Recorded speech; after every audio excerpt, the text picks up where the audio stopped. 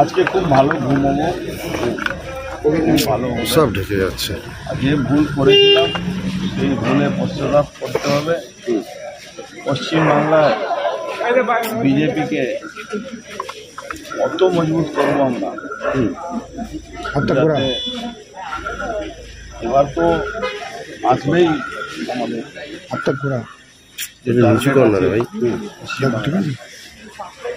সেই টার্গেট তো জিতবই আমরা 2026-এর জন্য।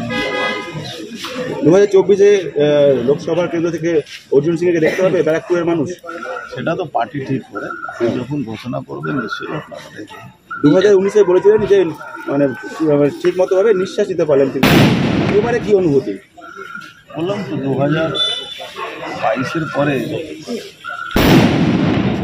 যে জ্বালা ছিল, যে একটা অবিশ্বাসের বাতাবরণ তৈরি করা হয়েছে,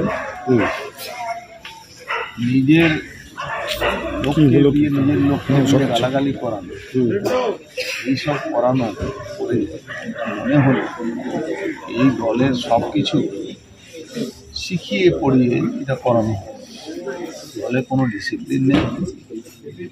যে ভুলটা হয়েছিল আমাদের তরফ থেকে, সেই ভুল থেকে আমরা বেরিয়ে আবার ভারতীয় জনতা পার্টি নরেন্দ্র মোদীজিকে, একমাত্র নরেন্দ্র মোদীজি আছে যিনি বাংলাকে মুক্তি করাবেন এই অত্যাচারী শাসন। তৃণমূল থেকে যেটা প্রতিবাদ করতে পারছিলেন, এবারে কি প্রতিবাদ করতে পারবেন রাজনৈতিকভাবে? রাজনৈতিকভাবে নিশ্চিতভাবে প্রতিবাদ শুরু হয়ে গেছে। আমরা প্রতিবাদ শুরু করে দিয়েছি। আমরা জবাব দেব প্রত্যেকটা অত্যাচারের বিরুদ্ধে। মানুষ যেভাবে মানুষের গণতান্ত্রিক অধিকার কেড়ে নেওয়া হয়েছে, সেই অধিকারকে কীভাবে রক্ষা করতে হবে, সন্দেশখালি থেকে নিয়ে যেভাবে সারা বাংলাতে সন্দেশখালি হয়ে গেছে, এইরকম যারা গুন্ডা বদমাশ তাদেরকে পুলিশ ছেড়ে দিত, লুটপাট করো, মা বোনদের উপরে অত্যাচার করো, জমি লুট করো, তার জন্যেই আজকে এই সারা বাংলায় আমরা বিপুল সমর্থন, দাদা বিপুল জনসমর্থন, এর কি 2024-এ অর্জুন সিং ক্যারিশমা দেখা যাবে? পার্টি যে দায়িত্ব দেবে সেই দায়িত্ব পালন করা যাবে। দাদা শেষ প্রশ্ন, মুখ্যমন্ত্রী মমতা বন্দ্যোপাধ্যায় গুরুতর আহত হয়েছেন পড়ে গিয়ে, কি বলবেন বিষয়ে? এখন ওনার আরোগ্য কামনা করি আমরা, দ্রুত সুস্থ হয়ে যান। আমরা মনে করি যে কোনো লোক কারো করে আঘাত আসে নিশ্চয়ই সেই মানুষ তাড়াতাড়ি ঠিক হোক। বলছি দাদা, আপনার জয়েনিং এর পরে তৃণমূলের হারমাদ বাহিনী অনেকের বাড়ি পৌঁছে গেছে, কাউন্সিলর বাড়িতে পৌঁছে গেছে, ঠেট দিচ্ছে, কি বলবেন? তৃণমূল দলে হারমাদ, গুন্ডা বদমাস আর পুলিশ, এর বাইরে কিছু নেই।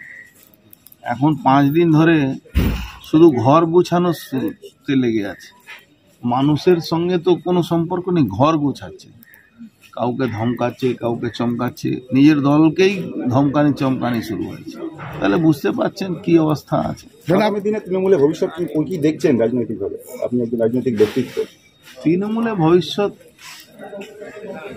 কত খারাপ হতে পারে সেটা আপনারা দেখবেন। এই যে গুন্ডা বদমাশরা, পুলিশরা যারা এইসব করছে না, আপনি জানেন 1 নেশন 1 ভোট হবে 2029। তাহলে এই গুন্ডা বদমাশ পুলিশ যারা, পুলিশকে সমর্থন নিয়ে এই গুন্ডা বদমাশরা যে অত্যাচার করছে, আপনি ভাবুন তো 2026-এ তো 1 নেশন 1 ভোট হচ্ছে না, এটা 2029-এ হবে। তাহলে 26-এ তো রাষ্ট্রপতি শাসন থাকবে। এই গুন্ডা বদমাশরা, এই পুলিশ যাদেরকে প্রোটেকশন, যারা মানুষকে, মহিলাদের চিরহরণ করছে, মানুষদের উপরে অত্যাচার করছে, সেই গুন্ডা বদমাশরা কোথায় থাকবে? আগামী দিন আমি সেই গুন্ডা বদমাশদেরকে বলবো, ভালো হয়ে যাও, মুখ্য ধারায় থাকো, তোমার যাকে ইচ্ছা তুমি ভোট দাও, যাকে ইচ্ছা তুমি সমর্থন করো, কিন্তু মানুষের উপর অত্যাচার করো না। মানুষ যেদিন জবাব দেবে সেদিন তুমি বুঝতে পারবে। দাদা, আপনার ছেলে বলেছেন যে এবার খোলাভাবে নিঃশ্বাসটা নিতে পারবো। না, ঠিকই বলেছে। আমিও খোলাভাবে তো নিঃশ্বাস নেওয়ার জন্য প্রথমে আপনাকে বলি। ব্যারাকপুরে কত কর্মী আরো সমর্থন দিচ্ছে বিজেপিকে?